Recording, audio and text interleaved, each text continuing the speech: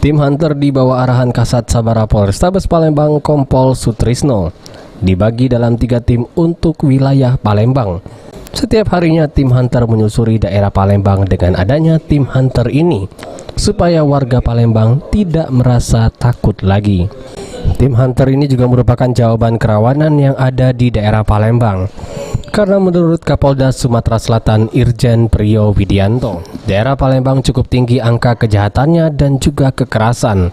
Dan jika kurang personil, Kapolda Sumsel siap menurunkan lebih banyak anggota lagi. Yang kemudian dinamakan Hunter untuk menjawab kerawanan yang terjadi di kota Palembang.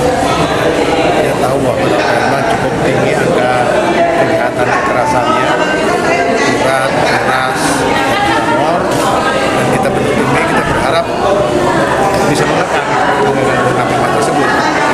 Tadi tim kan dibagi tiga tim, ya mudah-mudahan 3 tim yang terdiri dari 90 orang ini bisa mengcover seluruh kerawanan yang ada di kota Palembang. Irawan, PAL TV.